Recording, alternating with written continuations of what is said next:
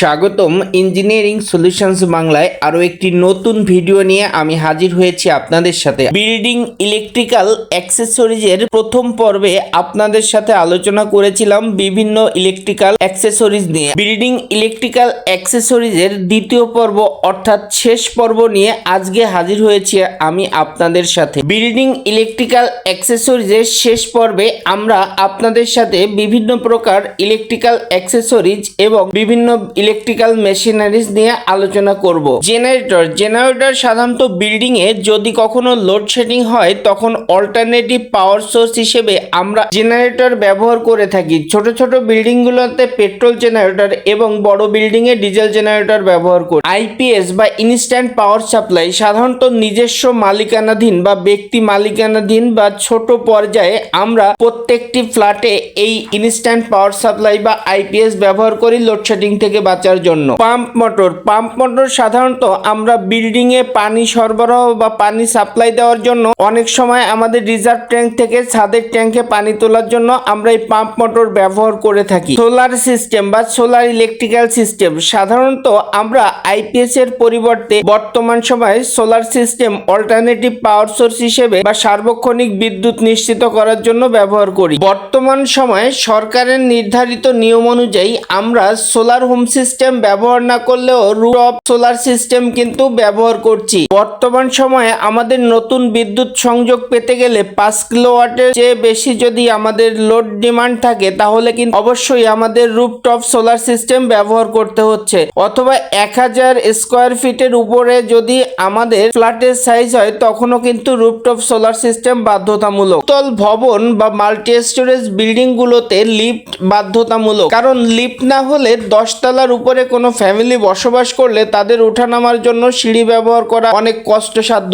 এ কারণে প্রত্যেকটা বিল্ডিং এ বর্তমান সময়ে লিফট ব্যবহৃত হয়। 3 পিন রাউন্ড টাইপ প্লাগ সাধারণত 3 পিন রাউন্ড টাইপ সকেটে কোনো লোড চালানোর জন্য আমরা এই 3 পিন রাউন্ড টাইপ প্লাগ ব্যবহার করি। এখানে 2টি পিন ফেজ এবং নিউট্রাল এবং মোটা পিনটি হচ্ছে earthing. 3 pin flat type plug সাধারণত এসির ক্ষেত্রে এই প্লাগটি বেশি ব্যবহার দেখা যায়। জাংশন বক্স বিল্ডিং এ ওয়্যারিং এর ক্ষেত্রে আমরা এই জাংশন বক্সটি ব্যবহার করি জয়েন্ট বক্স হিসেবে। এখানে আমরা নিউট্রালের জয়েন্ট ব্যবহার করি বা ফেজকে বিভিন্ন জায়গায় ট্রান্সফারের জন্য ব্যবহার করি। ক্ল্যাম্প বা শ্যাডেল সাধারণত কন্ডুইট ওয়্যারিং এর ক্ষেত্রে অনেক সময় সারফেস কন্ডুইট ওয়্যারিং এর ক্ষেত্রে এই ক্ল্যাম্প বা শ্যাডেল ব্যবহার করি পাইপকে আটকানোর জন্য। নির্দিষ্ট সাইজের জন্য অর্থাৎ 1/2 ইঞ্চি 1 ইঞ্চি 3/4 ইঞ্চি ক্ল্যাম্প পাওয়া যায়। PVC pipe bend house wiring এর ক্ষেত্রে আমরা ছাদে পাইপ ফেলানোর জন্য এই পিভিসি বেন্ড ব্যবহার করি। আমাদের পিভিসি এলবো ব্যবহৃত হয় না, তার টানার ক্ষেত্রে তার অনেক ক্ষেত্রে বেঁধে যায়, যার কারণে বিল্ডিং এর ছাদে পাইপ ফেলানোর ক্ষেত্রে এই পিভিসি বেন্ড বেশি ব্যবহার করা হয়। ক্যাবেল ক্লিপ সাধারণত আমরা ওয়ালের উপরে ক্যাবেলকে আটকানোর জন্য ক্যাবেল ক্লিপ ব্যবহার করি। অনেক সময় আমাদের ডিশ কেবল, নেট কেবল বা আইপিএস এর কেবল আটকানোর জন্য এই ক্যাবেল ক্লিপের প্রচলনটা সবচেয়ে বেশি পরিমাণ দেখা যায়।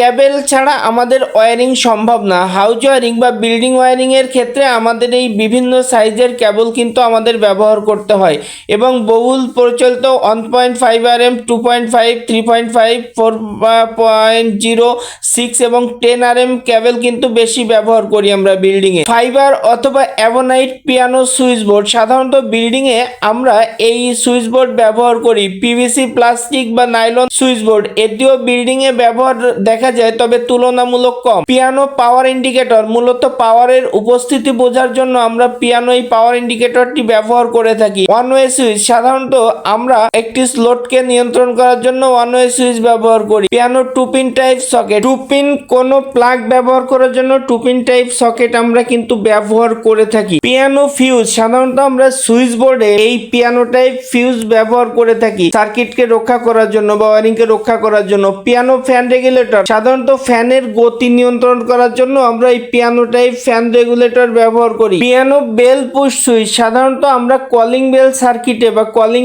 বেলকে বাজানোর জন্য এই piano bell push type switch switch আমরা ব্যবহার করে থাকি। পিয়ানো ডিশ সকেট সাধারণত আমরা বিল্ডিং এ ডিশ লাইন সরবরাহ করার জন্য এবং টিভিতে লাইন দেওয়ার জন্য পিয়ানো ডিশ সকেট ব্যবহার করি। পিয়ানো টেলিফোন সকেট আমরা সাধারণত টেলিফোন লাইন সরবরাহ দেওয়ার জন্য ব্যবহার করে থাকি। পিয়ানো 5 পিন সকেট সাধারণত এতে 3 পিন এবং 2 পিন দুই ধরনের প্লাগ আমরা ব্যবহার করতে পারবো, যার কারণে একে 5 পিন সকেট বলা হয়। এটিও একটি পিয়ানো সিরিজের আইটেম। বেড সুইচ সাধারণত অক্সিলারি সুইচ বা সেকেন্ড সুইচ হিসেবে বেড সুইচ ব্যবহার করা হয় কোনো লাইট বা ফ্যান বা কোনো লোডকে মেইন সুইচ বাদে অন্য আরেকটি সুইচ দিয়ে অন বা অফ করার জন্য। পিভিসি কন্ডুইট আমরা কন্ডুইট ওয়ারিং এর ক্ষেত্রে বা বিল্ডিং ওয়ারিং এর ক্ষেত্রে আমরা ছাদে এই কন্ডুইট বা এই পাইপ আমরা ব্যবহার করি মূলত এর ভিতর দিয়ে তার টেনে ওয়ারিং করার জন্য। সিলিং ফ্যান স্টিল বক্স এটি সাধারণত আমরা যখন ছাদে পাইপ ফেলি তখন ফ্যান বসানোর জন্য এই সিলিং ফ্যান বক্স ব্যবহার করি। PVC circular box conduit wiring এর ক্ষেত্রে ছাদে পাইপ ফেলানোর জন্যই কিন্তু পাইপ ফেলানোর সাথে সাথে ব্যবহার করা হয়। পিভিসি সকেট যখন আমরা ছাদে পাইপ ফেলি, ছাদে পাইপ ফেলার সময় পাইপে শর্ট পড়লে বা পাইপ লম্বা করার জন্য আমরা এই পিভিসি সকেট ব্যবহার করে থাকি। আশা করি আজকের ভিডিওটি ভালো লেগেছে। ভিডিওটি ভালো লাগলে অবশ্যই লাইক, কমেন্ট এবং শেয়ার করবেন। ধন্যবাদ সবাই।